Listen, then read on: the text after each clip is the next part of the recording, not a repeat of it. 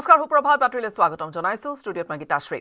গৌৰৱ গগৈৰ বিৰুদ্ধে মুখ্যমন্ত্ৰীয়ে তৰিব গোচৰ 9 ফেব্ৰুৱাৰীত মুখ্যমন্ত্ৰীয়ে তৰিব মানহানি গোচৰ দেৱব্ৰত শইকীয়াৰ বিৰুদ্ধেও তৰিব মানহানিৰ গোচৰ জিতেন্দ্ৰ সিং ভূপেশ বাঘেলৰ বিৰুদ্ধেও তৰিব গোচৰ সংবাদ মেলত মিছাৰ বিদ্বেষপূৰ্ণ লগতে মানহানিমূলক মন্তব্য কৰাৰ আছে অভিযোগ হিট এণ্ড ৰান ৰাজনীতিৰ দিন এতিয়া শেষ হ'ল বুলিও মন্তব্য কৰিলে মুখ্যমন্ত্ৰী ডক্টৰ হিমন্ত বিশ্ব শৰ্মাই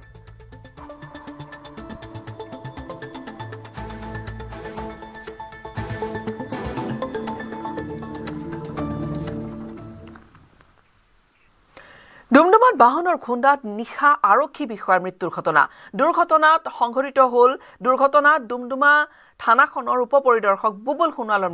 মৃত আৰক্ষী বিষয়াগৰাকীৰ ঘৰ ডিব্ৰুগড়ৰ টেঙাখাটত আৰু দুৰ্ঘটনাত আহত হৈছে আন দুগৰাকী জোৱান লগতে আন 4 গৰাকী সাধাৰণ লোক দুৰ্ঘটনাত আহত জোৱান দুজন দুলেন্দ্ৰ দহুতীয়া আৰু উব্ৰ সোণোৱাল আৰু সামডাং বাইপাছত ঘটা এইটো ঘটনা আৰক্ষীৰ বাহনত আহি প্ৰচণ্ড জোৰে খুন্দা মাৰিছিল এখন ব্যক্তিগত বাহনে অৰুণাচলত পঞ্জীকৃত এই বাহনখনে সংঘটিত কৰিলে এই ভয়ংকৰ শিহৰণকাৰী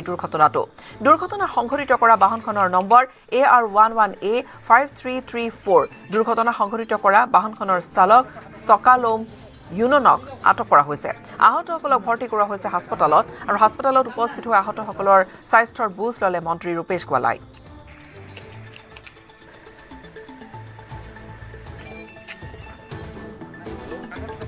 আমি আগত এটা এক্সিডেন্ট হৈছিলে তাত বাইকৰ আমাৰ কলকাতালেনৰ দুজনক মাৰিছিলে গাড়ী এটা তো তাত আমি থিয় আছিলোঁ ছাৰহঁতে গৈছিলে আমি ছাইডত থিয় আছিলোঁ এতিয়া গাড়ীটো আহিব বুলি টানি কিনে ল'ব বুলি থিয় আছিলোঁ তাৰ ছাইডত আৰু পিছফালৰ পৰা এটা গাড়ী পূৰা স্পীডত আহি কিনে বাইকক মাৰিলে বাইক মাৰি কিনে যেতিয়া ছাৰহঁতক লাগিলে পূৰা চুচৰাই লৈ গ'ল এই গাড়ীটো তাতে আছে ড্ৰাইভাৰটো পলালে নেকি কেইজন দুখ পাইছে 7 জন টোটেল 7 জন মই আছিলোঁ মই জপিয়াই দিলোঁ ছাইডত মোৰ লগৰ এটাক দুজনক লাগিছে কি গাড়ী আছিল পাৰ্চনেল গাড়ী মইতো ইমান চোৱা নাই মই খৰ দৰ কৰি কিনে সেইফালে সৰু গাড়ী না সৰু গাড়ী আছিল গাড়ীখন ধৰা হৈছে তাতে গাড়ীখন তাতে আছে পুলিচৰ মানুহ কিমানটা আছিলে 3 জনক লাগিছে ছাৰক বেছি লাগিছে আৰু 2 জন বাকী আৰু কেইজন আছিলে লগত ইমানটো হিচাপ নাই বাহিৰা মানুহ পুলিচ এৰি কিনে বাহিৰা মানুহকো লাগিছে 4 জনক লাগিছে বাহিৰা মানুহ 4 জন আৰু পুলিচ 3 জন মুম্বাইৰ এটা অট্টালিকাৰ লিফ্টত গেছ বেলুন ফাটি সৃষ্টি হ'ল এটা অবৰ্ণনীয় পৰিস্থিতিৰ অট্টালিকাটোৰ লিফ্টত প্ৰৱেশ কৰাৰ লগে লগে ফাটি যায় এই বেলুন কেইটা ফটাৰ লগে লগে জুই লেলিহান শিখাই চানি ধৰিলে মুহূৰ্ততে সেই লিফ্ট কথমপি প্ৰাণ ৰক্ষা পৰিছে লিফ্টত থকা লোককেইজনৰ ঘটনাত কিছু পৰিমাণে অগ্নিদগ্ধ হৈছে 3 গৰাকী লোক লিফ্টত থকা চিচিটিভি কেমেৰাত বন্দী হৈছে বেলুন ফটাৰ সেই ভয়ংকৰ দৃশ্য ঘটনাৰ পিছতে বেলুন বিক্ৰেতাৰ বিৰুদ্ধে আৰক্ষীয়ে ৰুজু কৰিছে গোচৰ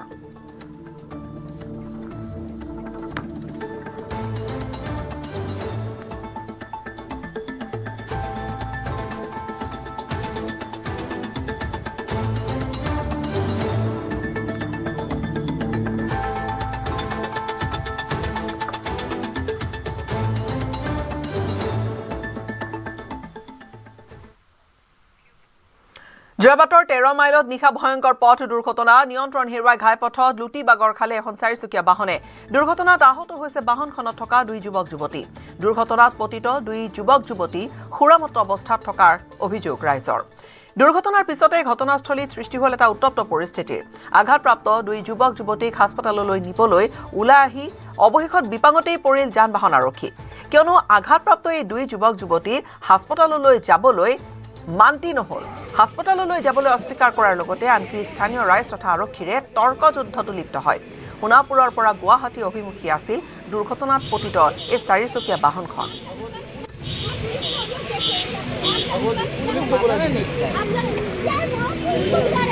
পুৰা স্লিপ হৈ কিনে যায়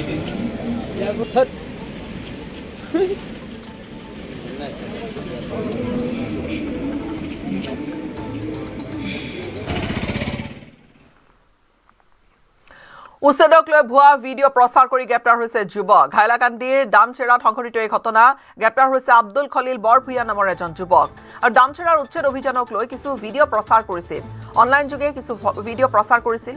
আৰু যুৱকজনৰ বিৰুদ্ধে যেটো অভিযোগ যুৱকজনে সাম্প্ৰদায়িক সম্প্ৰীতি বিঘ্নিত কৰাৰ চেষ্টা কৰিছিল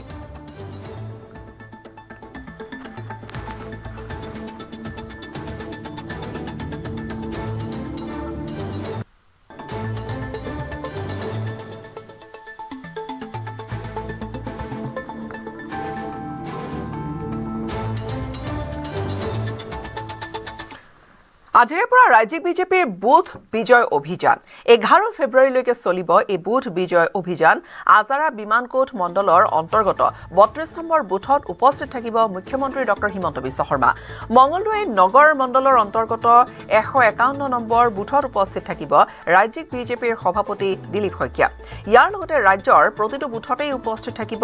মন্ত্ৰী, সাংসদ, বিধায়ককে ধৰি বিজেপিৰ নেতাকৰ্মীসকল। এইবাৰ হিন্দু বুথৰ পৰা সমষ্টিলৈ জয়লাভ কৰা সংকল্প লৈছে বিজেপিয়ে। আৰু কিছুদিন পূৰ্বে গুৱাহাটীত অনুষ্ঠিত বৈঠকত কেন্দ্ৰীয় গৃহমন্ত্ৰী অমিত শ্বাহে হিন্দু বুথত যিকোনো প্ৰকাৰে জয়লাভ কৰাৰ বাবে নিৰ্দেশনা প্ৰদান কৰিছিল। বিশেষকৈ হিন্দু বুথত যাতে কোনো কাৰণতে ভোট কমি নাযায় তাৰ বাবে অভিযান আৰম্ভ কৰিছে। আৰু এয়াই আৰম্ভ কৰিবলগীয়া আজি অভিযান বুথ বিজয় অভিযান।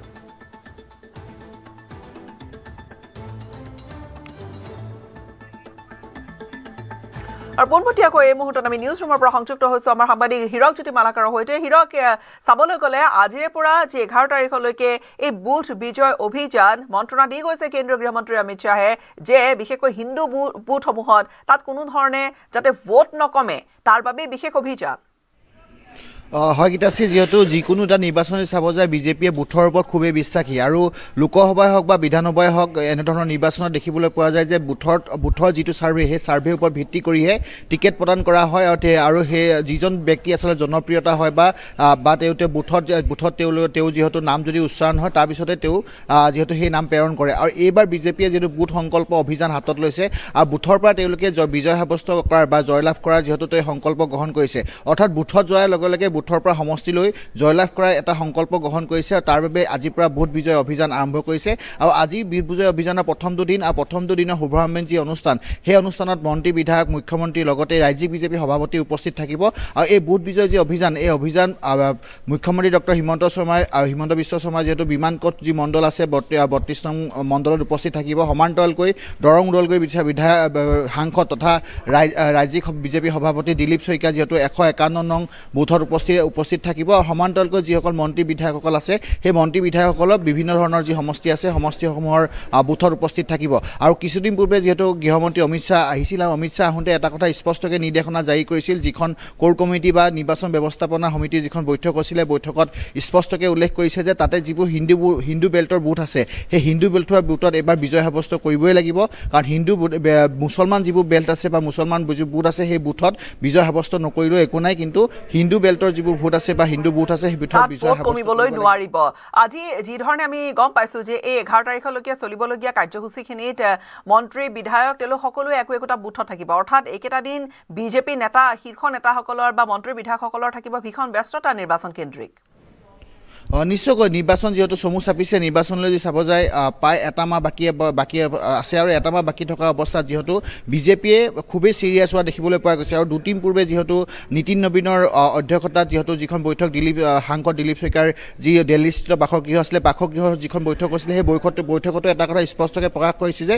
যিবোৰ কিছুমান এনে সমষ্টি আছে য'ত যিহেতু একাধিক টিকেট প্ৰত্যাশী আছে আৰু একাধিক টিকেট প্ৰত্যাশী থকা যিবোৰ সমষ্টি আছে সেই সমষ্টিৰ পৰা যিহেতু শ্বৰ্ট লিষ্টেড কৰিবলৈ কোৱা হৈছিল। আৰু ঠিক একেদৰে বুথৰ কথা কোৱা হৈছিলে, যিসকল সাংসদ আছে সেই সাংসদসকল বিজেপি সাংসদসকলো বুথত কাম কৰিব লাগিব। মহিলা মৰ্চাক দায়িত্ব দিয়া হৈছে, লগতেই যুৱ মৰ্চাক দায়িত্ব দিয়া হৈছে। মহিলা মৰ্চাই বিশেষকৈ যিবোৰ বুথ আছে বুথত গৈ সৰু সৰু মিটিং কৰিব লাগিব। আৰু যিবোৰ আচলতে যিসমূহ আচলতে চৰকাৰী আঁচনি আছে সেই আঁচনি লাভ কৰিছে নাই তাৰ আচলতে তেওঁলোকে ছাৰ্ভে কৰিব লাগিব, এনেধৰণৰ পৰামৰ্শ দিয়া হৈছে। লগতে সাংসদসকলক কোৱা হৈছে যে তেওঁলোকে বুথে যাব লাগিব, প্ৰত্যেকটো বুথত যাব লাগিব। তেওঁ যিটো আচলতে সমষ্টি লোকসভা সমষ্টি, সেই লোকসভা সমষ্টিৰ যিবোৰ বুথ আছে বুথত যাব লাগিব। বুথত গৈ তেওঁলোকে যিবোৰ সৰু সৰু মিটিং কৰিবলৈ কোৱা হৈছে। আৰু যিকোনো এটা নিৰ্বাচনী চাব যায় বিজেপি খুবেই চিৰিয়াছ হোৱা দেখিবলৈ পোৱা যায়। লাগিলে পঞ্চায়ত নিৰ্বাচনেই হওক বা লোকসভা বিধানসভা নিৰ্বাচনেই হওক খুবেই চিৰিয়াছ হোৱা দেখিবলৈ পোৱা যায়। ঠিক একেদৰে এইবাৰো যি বিধানসভা নিৰ্বাচন তেওঁলোকে লক্ষ্য হাতত লৈছে যে 100 ওপৰ আসন লাভ কৰা, অৰ্থাৎ তেওঁলোকে 100+ মিছন 100+ আসন লাভ কৰা তেওঁলোকে সংকল্প লৈছে। আৰু তাৰে বাবে তেওঁলোকে বুথৰ পৰাই তেওঁলোকে জয়যাত্ৰা আৰম্ভ কৰিব বিচাৰিছে। আৰু বুথৰ পৰা তেওঁলোকে জয়যাত্ৰা আৰম্ভ কৰি সমষ্টিলৈ জয়যাত্ৰা কৰিব বিচাৰিছে। আৰু সেইবাবে আজি এই বুথ বিজয় যি অভিযান সেই অভিযান এইকেইটা দিনত বুথ পৰ্যায়ত থাকিব বিজেপিৰ বিৰাট কিছু এক্টিভিটি আৰু সভা সমিতি হয়তো বুথে হ'ব। বিদায় লৈছো, আপোনাৰ পৰা ধন্যবাদ হীৰক, আমাক এইখিনি আপডেট আপুনি জনালে।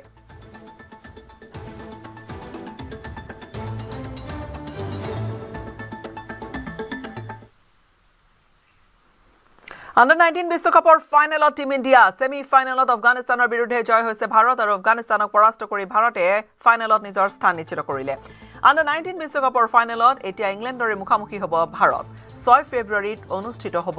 Under-19 বিশ্বকাপৰ ফাইনেল ছেমি ফাইনেলত আফগানিস্তানৰ বিৰুদ্ধে 7 উইকেটত জয় টিম ইণ্ডিয়া ছেমি ফাইনেলত 311 ৰানৰ টাৰ্গেট আফগানিস্তানে ভাৰতক দিছিল 50 ওভাৰত 4টা উইকেট হেৰুৱাই আফগানিস্তানে সংগ্ৰহ কৰিছিল 310 ৰান আৰু তাৰ পিছত বেট ধৰিবলৈ আহি 41.1 ওভাৰতে 3টা উইকেট হেৰুৱাই মাত্ৰ ভাৰতে 311 ৰানৰ লক্ষ্যত সহজে উপনীত হয়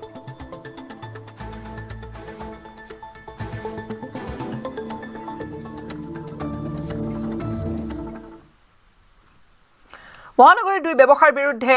অভিযান চলিছে গুৱাহাটী মহানগৰীৰ দুই ব্যৱসায়ৰ ঘৰত আয়কৰ বিভাগৰ বৃহৎ অভিযান চলিল ব্যৱসায়ী ৰতন শৰ্মা আৰু নবীন সিংহালৰ ঘৰত চলিল এই ডাঙৰ অভিযান কৰ ফাঁকি দিয়াৰ অভিযোগতে অভিযান চলালে আয়কৰ বিভাগে ৰতন নবীন মালিকানাধীন সত্যম নামৰ কোম্পানীটোতে অভিযান অনিল প্লাজাৰ 6 নম্বৰ মহলাত আয়কৰ বিভাগৰ চলিল একদিনজোৰা অভিযান অনিল প্লাজাৰ 6 নম্বৰ মহলাত আছে ৰতন শৰ্মাৰ কাৰ্যালয় আৰু কাৰ্যালয়ৰ লগতে ৰতন শৰ্মাৰ উলুবাৰীত থকা যেটো ঘৰ সেই বাসগৃহটো অভিযান চলোৱা হ'ল ইফালে সোণাপুৰ ফটাখিল লগতে আমবাৰীত থকা ৰিজৰ্ট আৰু ফ্যাক্টৰীটো চলিল অভিযান গুৱাহাটী আৰু দিল্লীৰ 13 জনীয়া আয়কৰ বিভাগৰ দল এটাই এই অভিযান চলায় পুৱাৰে পৰা মাৰাথন অভিযান চলিল আয়কৰ বিভাগৰ দলটোৰ আৰু গোটেই দিনটো কালি দেখা গ'ল যে আয়কৰ বিভাগৰ 13 জনীয়া দলটোৱে চলালে অভিযান দীৰ্ঘদিন ধৰি কৰ ফাঁকি দিয়াৰ অভিযোগ আছে এই দুইজন ব্যৱসায়ীৰ বিৰুদ্ধে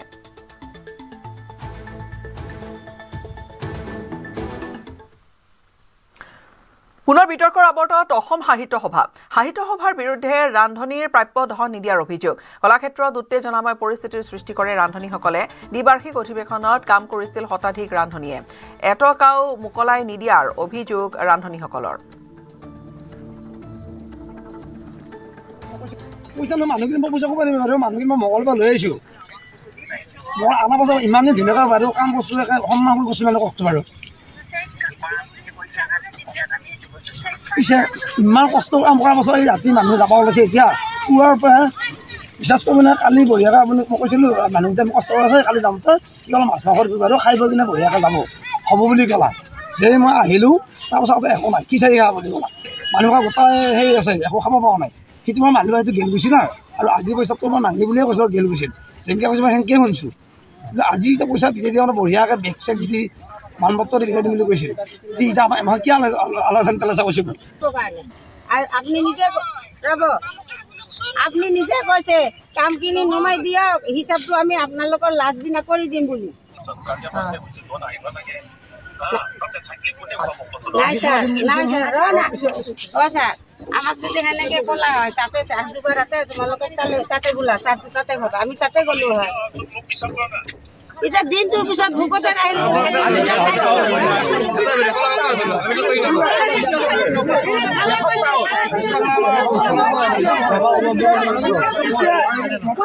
মে'ৰ এপ্ৰিল দিছে এই চেক যে 4 মাহ বছৰ মানুহ পইচা পাব নি 4 মাহ বছৰ চেক দিছে এই 4 এপ্ৰিলত মই আছোঁ অকলে মই চেকৰ বিষয়ে মই নাজানো আপুনি জানে চেকৰ বিষয়ে মই নাজানো দি কিনে এগা চেক দিছে 3 মাহ বছৰ মানুহ মোক ঘৰলৈকে দাবী পইচা আনিবা মই কৰিব পইচা দিম এতিয়া আপোনালোকে আজিৰ তাৰিখত দিবা কিয় টান পাইছে এইটো কওক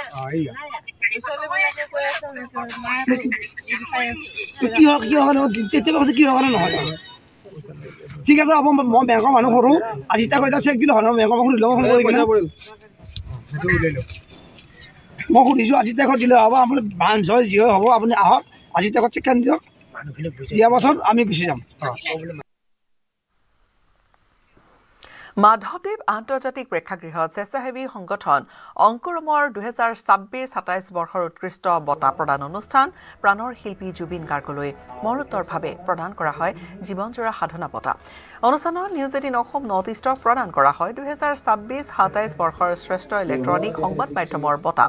কলা সংস্কৃতি লগতে শিক্ষা চিকিৎসা সমাজ সেৱা বিজ্ঞান উদ্যোগ প্ৰযুক্তি ক্ৰীড়া লগতে সংবাদ ক্ষেত্ৰ আদি বিভিন্ন দিশৰ লোকক প্ৰদান কৰা হয় এই বঁটা মুঠ 32 গৰাকী ব্যক্তিক প্ৰদান কৰা হয় অংকুৰম বঁটা অনুষ্ঠানত মুখ্য অতিথি হিচাপে উপস্থিত থাকে বিশিষ্ট চিকিৎসক Padmashri doctor Ilyas Ali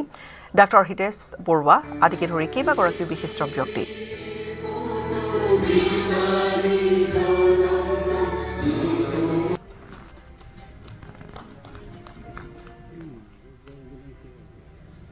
অংকুৰম N G অ' 10 বছৰ সম্পূৰ্ণ হৈছে আৰু আজি আমাৰ যি অংকুৰম এক্সেলেঞ্চ এৱাৰ্ড সপ্তম বৰ্ষৰ কাৰণে আমি অনুষ্ঠিত কৰিছোঁ, য'ত নেকি আমি আমাৰ সমাজৰ বিভিন্ন শিতানত যিসকল ব্যক্তিয়ে ভাল কাম কৰি আহি আছে তেখেতলোকক এই অনুষ্ঠানত আমি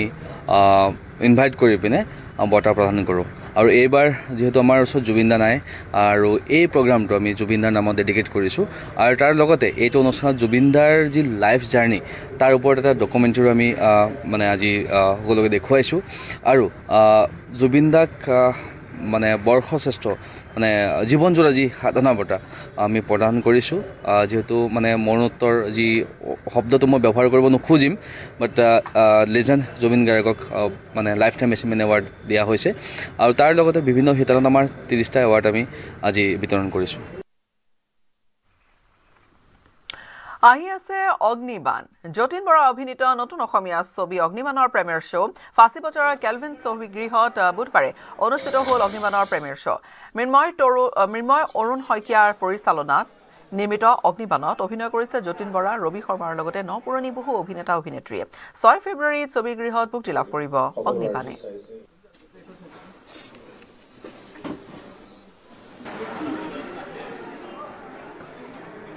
এনেকুৱা ধৰণৰ চৰিত্ৰ প্ৰথম কৰিছোঁ, কি কৰিছোঁ নাজানো, কিন্তু কাম কৰি ভাল লাগিছে। মৃন্ময় ডাইৰেক্টৰ হওক, টিমটোৰ লগত কাম কৰি ভাল লাগিছে। আৰু মই কৈ আছোঁ যে যোৱাকালিলৈকে এখন আমাৰ চিনেমা আছিল, এতিয়া ৰাইজৰ আগত আমি আগবঢ়াই দিছোঁ, ৰাইজে চাওক। বহুত কষ্ট কৰিছে ল'ৰা ছোৱালীবিলাকে, বহুতে ভালো পাইছে আজি প্ৰিমিয়াৰ শ্ব' চাই, আৰু সেইটো আমাৰ কাৰণে খুব ডাঙৰ কথা। আপুনি যিহেতু একশ্যনৰ ক্ষেত্ৰত আচলতে নতুন নতুন একশ্যন আনি থাকে, কেনেকুৱা ধৰণে সেই একশ্যনখিনি এবাৰ যথেষ্ট একশ্যন আছে ছবিখনত বা বহুকেইটা আপোনালোকে বাহিৰৰ টেকনিচিয়ানো কৰিছে আৰু ইণ্ট্ৰডিউচ কৰিব লাগিব ৰাজা, যোনটো ছাতিৰ ফাইটটো কৰিছে। ৰাজা, এই ৰাজা পুৰা নামটো কৈ দিয়া। মোৰ নাম চাঞ্চৰাং খাকলাৰী। চাঞ্চনন খাকলাৰী। এই যে ছাতিৰ ফাইটটো ফাৰ্ষ্ট টাইম অসমীয়া ছবিত ই ইণ্ট্ৰডিউচ কৰিছে, আৰু উঠি অহা কোকৰাঝাৰৰ ল'ৰা, আৰু সি তামোলপুৰ, আৰু ইয়াক কাম চাওক, ই নতুন ল'ৰা, অসমৰ ল'ৰা, খুব সুন্দৰ কাম কৰিছে। আৰু আমাৰ ৰাজেশ খান্নানে এটা চিন লাষ্ট ক্লাইমেক্সটো কৰিছে, আৰু সকলোকে আশীৰ্বাদ দিয়ক, সেইটোৱে মই আপোনালোকৰ ওচৰত। বলিউডৰ লগত আচলতে ফেৰ মাৰিব পৰা এখন অসমীয়া ছবি, এইখন ছবি হয়তো ফেৰ মাৰিব পৰৱৰ্তী সময়ত নিশ্চয়কৈ। সকলোৱে তাৰ লগত মিলাই চাব কেনেকুৱা ধৰণে লয়। মই এটা কথাই কওঁ যে এই নতুন ল'ৰা ছোৱালীবিলাকৰ লগত কাম কৰি মই খুব এনাৰ্জি পাইছোঁ। মই সিহঁতক মই বন্ধুৰ নিচিনা কাম কৰিছোঁ আৰু ভালো পাইছোঁ যথেষ্ট সিহঁতৰ লগত কাম কৰি। আৰু কি ক'ম, কাম কৰি সঁচাই ভাল লাগিছে। আহক ছবিখন চাওক। আৰু এটা কথা, পেটক লৈ বিতৰ্ক হৈছিল, সেই কথাও কিন্তু আপুনিও ছবিখনত কৈছে যে মানুহে সকলোৱে পেটৰ কথা কয়, বেলেগ ক'ব নোৱাৰে, সেইবিলাক কথা কৈ থাকে। সেইকাৰণে মই সেইটো এনচাৰটো তেনেকৈ ডাইৰেক্টৰ বা ছবিৰ থ্ৰুদি দিবলৈ চেষ্টা কৰিছোঁ। শিৱসাগৰত নিৰ্বাচন খেলাৰ প্ৰত্যাহ্বান গ্ৰহণ কৰিবলৈ মুখ্যমন্ত্ৰীয়ে সাহস নকৰিলে বুলি দাবী কৰিছে বিধায়ক অখিল গগৈয়ে। শিৱসাগৰত জয়ী হ'ব বুলি আত্মবিশ্বাসী অখিল গগৈ। মুখ্যমন্ত্ৰীয়ে এক প্ৰকাৰ ইংগিত দিয়া বুলি অখিল গগৈয়ে ক'লে, এইবাৰো শিৱসাগৰত মই জিকাটো খাটাং। খিলঞ্জীয়া মানুহৰ নেতৃত্ব থকা ঠাই হ'ল শিৱসাগৰ, আৰু সেইকাৰণে মই যিহেতু মুখ্যমন্ত্ৰী হিমন্ত বিশ্ব শৰ্মা ডাঙৰীয়াই সদায় খিলঞ্জীয়া কৈ থাকে, মই মুখ্যমন্ত্ৰী ডাঙৰীয়াক কৈছিলোঁ যে যদি সঁচাকৈ আপুনি খিলঞ্জীয়াৰ কিবা ৰাজনীতি কৰিব খুজিছে, আহক আপুনি শিৱসাগৰলৈ আহক। শিৱসাগৰত নিৰ্বাচন খেলি খিলঞ্জীয়াৰ লগত কোন জিকে, সেইটোৰ ওপৰত ভিত্তি কৰিহে আচলতে আমি খিলঞ্জীয়া মানুহে কাক কিমান ভাল পায় সেইটো ওলাম। আজি 4 ফেব্ৰুৱাৰী তাৰিখৰ দিনা আজি শেষবাৰৰ কাৰণে সাংবাদিকসকলে প্ৰশ্ন সোধে যে আপুনি শিৱসাগৰলৈ আহিবনে ইলেকশ্যন খেলিবৰ কাৰণে, অখিল গগৈৰ প্ৰত্যাহ্বান গ্ৰহণ কৰিবনে? মুখ্যমন্ত্ৰী ডাঙৰীয়াই সেই প্ৰত্যাহ্বান গ্ৰহণ কৰিবলৈ সাহস নকৰিলে। তেওঁ যে প্ৰকৃত অৰ্থত খিলঞ্জীয়া ৰক্ষক নহয়, অখিল গগৈহে যে আচলতে খিলঞ্জীয়া অঞ্চলৰ খিলঞ্জীয়া বিধায়ক, সেই কথাটো আজি এবাৰ আকৌ মুখ্যমন্ত্ৰীয়ে পৰোক্ষভাৱে হ'লেও স্বীকাৰ কৰি গ'ল। এতিয়া আজি মুখ্যমন্ত্ৰীয়ে খুব ডাঙৰ ইংগিত এটা দি থৈ গ'ল, কাৰণ শিৱসাগৰত বিজেপিয়ে যিটো ছাৰ্ভে কৰিছিলে সেই ছাৰ্ভে মতে শিৱসাগৰত বিজেপি নিজিকে। কংগ্ৰেছে যিটো ছাৰ্ভে কৰিছিলে সেই ছাৰ্ভেটো মোৰে আটাইতকৈ ভাল ৰিজাল্ট আহিছে। আমি ৰাইজৰ দলে 100% মানুহৰ ঘৰত 46,000 ফেমিলিৰ ঘৰত দিল্লীৰ পৰা এটা টিম আনি ছাৰ্ভে কৰিছিলোঁ, আজি 2 মাহৰ আগত আৰু 2 মাহৰ আগত 100% মানুহৰ ঘৰত আমি সাৰ্ভে কৰাৰ পাছত সকলোবিলাক কেণ্ডিডেট প্ৰবেবল কেণ্ডিডেট সকলোকে লগত লৈ মানে সবৰ নাম দি আমি সাৰ্ভে কৰাইছিলোঁ আৰু তাৰপিছত আমি দেখিছিলোঁ যে ৰাইজৰ দল অখিল গগৈ শিৱসাগৰ সমষ্টিত মানে 70%তকৈ অধিক মানুহৰ সমৰ্থন লাভ কৰিছে সংসদত কেন্দ্ৰীয় ৰাজ্যিক মন্ত্ৰী পবিত্ৰ মাৰ্ঘেৰিটাৰ বিশেষ বক্তব্য অসমৰ সাংস্কৃতিক ঐতিহ্য ভাষা আৰু জনসাধাৰণৰ স্বাৰ্থ সুৰক্ষাৰ বিষয়ে মত প্ৰকাশ কৰিলে সাংসদগৰাকীয়ে আৰু অসমৰ জনতাৰ আশা আকাংক্ষা সংসদলৈ প্ৰতিফলিত কৰাৰ ক্ষেত্ৰত নিজৰ দায়িত্বৰ ওপৰত জোৰ দিলে মন্ত্ৰীগৰাকীয়ে ভাষণৰ শেষত অসম কেন্দ্ৰিক ঐক্য আৰু দায়িত্বশীল ৰাজনৈতিক আচৰণৰ আহ্বান কৰিলে কংগ্ৰেছৰ নীতি আৰু ভূমিকাকো তীব্ৰ কটাক্ষ কেন্দ্ৰীয় মন্ত্ৰী পবিত্ৰ মাৰ্ঘেৰিটাৰ हजारों वर्षों से असम भारत का एक अभिन्न अंग है यहाँ हजारों वर्षों का सनातन परंपरा रही है यहाँ भाषा संस्कृति इतिहास कला अध्यात्म सभी में हम गौरवशाली अहोमिया गौरवशाली भारतीय हैं that the conversation between Mountbatten and Jawaharlal Nehru in that conversation Mountbatten warned Nehru that Jinnah might demand the partition of Assam and Nehruji responded and it was a perfectly reasonable request and could be agreed to लेकिन महाभारती का आशीर्वाद है ये संभव नहीं हुआ क्योंकि असम के सुपुत्र लोकप्रिय गोपीनाथ बोरदोलोई और असमवासी ने इसका विरोध किया उस संकट काल में असमवासियों का साथ खड़ा रहे महात्मा गांधी नेताजी सुभाष चंद्र बोस के भाई स्वतंत्रता सेनानी शरद चंद्र बोस और डॉक्टर श्यामा प्रसाद मुखर्जी माननीय उपसभापति जी लगातार 200 साल एक ही जमीन पर रहने का बाद भी 200 साल एक ही जमीन पर रहने का बाद भी चाय श्रमिकों को उसके परिवार को उसी भूमि का अधिकार नहीं मिला था असम का लोग ठीक ही बोलते हैं कि चाय श्रमिकों का दर्द स्वाभिमान को समझने वाला एक ही है वो है चाय वाला और नरेंद्र मोदी जी का प्रेरणा से आज 200 साल बाद 3 लाख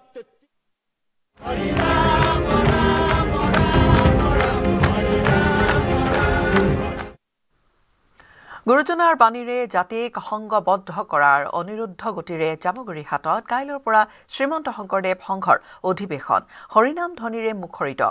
জ্যোতি বিষ্ণু সমন্বয় ক্ষেত্ৰ কাইলৈৰ পৰা উত্তৰ পূবৰ সৰ্ববৃহৎ ধৰ্মীয় অনুষ্ঠান শ্ৰীমন্ত শংকৰদেৱ সংঘৰ ৯৫ সংখ্যক অধিৱেশন মূল পথৰ কাষতে আটক ধুনীয়াকৈ সজাই পৰাই তোলা হৈছে মূল তোৰণ অধিৱেশনথলীত ধ্বনিত হৈছে জয় জগতগুৰু শ্ৰীমন্ত শংকৰ বিভিন্ন জিলাৰ পৰা যোৱা সেৱা বাহিনী তেওঁলোকৰ 10 সহস্ৰাধিকতকৈও অধিক সেৱক সেৱিকাই আহি উপস্থিত হৈছেহি ইতিমধ্যে জামুগুৰিহাটৰ জ্যোতি বিষ্ণু সমন্বয় ক্ষেত্ৰত মুখত হৰিনাম লৈ ভকতক সেৱা আগবঢ়াবলৈ সাজু হৈছে সেৱা বাহিনীৰ সদস্যসকল 2000 বিঘা ভূমিৰ এক সুবিশাল সমন্বয় ক্ষেত্ৰত দৈনিক প্ৰায় 10 লাখ ভকতক চোৱা চিতা কৰিব কেন্দ্ৰীয় সেৱা বাহিনীয়ে অধিৱেশনথলীত নিৰ্মাণ কৰা হৈছে সুবিশাল ভোজনালয় আৰু বিশাল এই ভোজনালয়ত 15,000 ভকতে একেলগে গ্ৰহণ কৰিব পাৰিব পুৱা আৰু গধূলিৰ আহাৰ ৰান্ধনীশালত খন্দা হৈছে 3 শতাধিক চৌকা প্ৰতিদিনে 1000 ৰান্ধনী আহাৰ প্ৰস্তুত কৰিব ৰান্ধনীশালত অধিৱেশনথলীত সমাহাৰ ঘটিব নানা কৃষ্টি সংস্কৃতি আৰু সাহিত্যৰ প্ৰদৰ্শনীত জিলিকি উঠিব জামুগুৰিহাটৰ 12 চহৰীয়া ভাওনা লগতে চতিয়াৰ ঐতিহাসিক থানাকে ধৰি শোণিতপুৰৰ সুন্দৰ ঐতিহ্য শ্ৰীমন্ত শংকৰদেৱ সংঘৰ অধিৱেশনৰ বাবে ৰাজ্য চৰকাৰৰ কৰ্মচাৰীলৈ দিয়া হৈছে বিশেষ ছুটি অধিৱেশনলৈ যাবলৈ বিচৰা কৰ্মচাৰীসকলে লাভ কৰিব বিশেষ ছুটি 6 আৰু 7 ফেব্ৰুৱাৰী বিশেষ ছুটিৰ ব্যৱস্থা ৰাজ্য চৰকাৰৰ হয় কাইলৈৰ পৰা অনুষ্ঠিত হ'ব শ্ৰীমন্ত শংকৰদেৱ সংঘৰ 95 সংখ্যক বাৰ্ষিক অধিৱেশন আৰু ইতিমধ্যে বাৰ্ষিক অধিৱেশনক কেন্দ্ৰ কৰি দেখিবলৈ পোৱা গৈছে উদুলি মুদুলি পৰিৱেশ এয়া জামুগুৰিহাটৰ জ্যোতি বিষ্ণু সমন্বয় ক্ষেত্ৰত আৰু এই মুহূৰ্তত সেৱা বাহিনীৰ শিবিৰত উপস্থিত আছো আৰু আমি দৃশ্য দেখুৱাই আছো যে সেৱা বাহিনী প্ৰায় 10,000 সেৱক সেৱিকা আহি ইতিমধ্যে ইয়াত উপস্থিত হৈছে আৰু ভকতক সেৱা কৰিবৰ কাৰণে সেৱা বাহিনী ইতিমধ্যে সাজু হৈছে আৰু সেৱা বাহিনীৰ শিবিৰত দেখিবলৈ পোৱা গৈছে যে সেৱক সেৱিকাসকলে নাম জুৰিছে আৰু নামৰ মাজেৰে আচলতে শংকৰদেৱৰ যি কৃষ্টি সংস্কৃতি সেয়া আচলতে প্ৰতিফলিত কৰাৰ ইয়াত চেষ্টা কৰা হৈছে আমি দৃশ্য দেখুৱাইছো সেৱা বাহিনীৰ শিবিৰৰ পৰা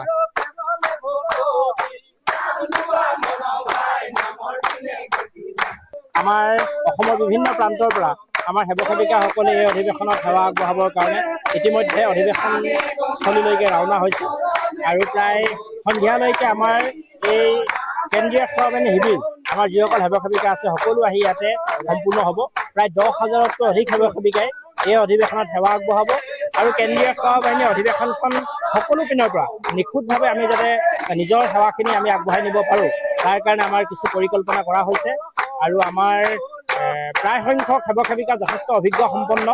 আৰু এখন অধিৱেশন সফল কৰিবৰ কাৰণে যথেষ্ট ত্যাগৰ প্ৰয়োজন আৰু এই ত্যাগ কৰিবৰ কাৰণে প্ৰতিগৰাকী সেৱক সেৱিকাই খুব আন্তৰিকতাপূৰ্ণভাৱে এই অনুষ্ঠানলৈকে আহিছে আৰু আমাৰ সেৱক সেৱিকাসকলে অধিৱেশনত সেৱা আগবঢ়োৱা মানে জীৱনত এটা ডাঙৰ কাম কৰে। গতিকে প্ৰত্যেকগৰাকী সেৱক সেৱিকাই সেৱাৰ আচল যিটো অনুভৱ এই অনুভৱটো বুকুত লৈ এই অধিৱেশনত সেৱা কৰিবৰ কাৰণে আহিছে আৰু আপোনালোকৰ আজি এই মাধ্যমৰ জৰিয়তে আমি সমূহ অসমবাসী ৰাইজক আমি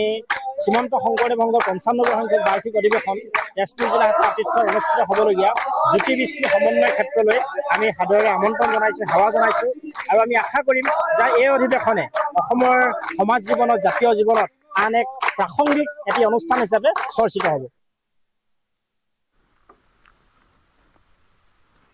মণিপুৰৰ পৰা ৰাষ্ট্ৰপতি শাসন প্ৰত্যাহাৰৰ পিছতেই নতুন চৰকাৰৰ শপত গ্ৰহণ। বিজেপি চৰকাৰৰ মুখ্যমন্ত্ৰীৰূপে শপত ল'লে ইমৰান খেমচান্দ সিঙে। লোকভৱনত ৰাজ্যপাল অজয় ভাল্লাই মুখ্যমন্ত্ৰীৰ শপত বাক্য পাঠ কৰালে ইমৰান খেমচান্দ সিঙক। উপ মুখ্যমন্ত্ৰী হিচাপে শপত বাক্য পাঠ কৰিলে কুকি সম্প্ৰদায়ৰ নেমচা কিপগেনে। মণিপুৰৰ নতুন মুখ্যমন্ত্ৰী হিচাপে শপত গ্ৰহণ কৰা ইমৰান খেমচান্দ সিঙে 2017 আৰু 2022 চনত মণিপুৰ বিধানসভা নিৰ্বাচনত ছিংজামে সমষ্টিৰ দুবাৰৰ বিধায়ক নিৰ্বাচিত হৈছে। 2017 চনৰ পৰা 2022 চনলৈকে মণিপুৰ বিধানসভাৰ অধ্যক্ষ হিচাপেও কাৰ্যনিৰ্বাহ কৰিছিল সিঙে। পৰৱৰ্তী সময়ত বীৰেন সিং মন্ত্ৰীসভাৰ মন্ত্ৰীও হৈছিল ইমৰান খেমচান্দ সিং। কেবিনেট মন্ত্ৰী হিচাপে সিঙে পৌৰ প্ৰশাসন আৰু গৃহ নিৰ্মাণ উন্নয়ন, গ্ৰাম্য উন্নয়ন আৰু পঞ্চায়তী ৰাজ লগতে শিক্ষাকে ধৰি মূল বিভাগসমূহৰ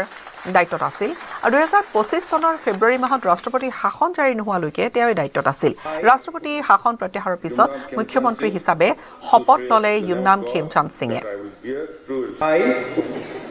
Yumnam Khemchand Singh, do swear in the name of God that I will bear true and faith and aligned to the Constitution of India as by law established,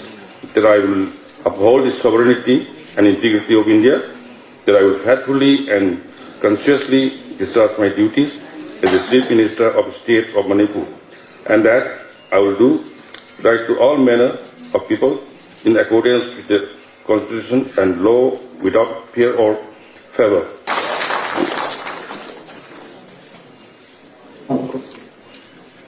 लो आप एक चीज देखिए, मणिपुर की जो कंपोनेंट है 36 कम्युनिटीज की कंपोनेंट है and Manipur को संभाल के आया बाय दिस 36 कम्युनिटीज। तो सेंस ऑफ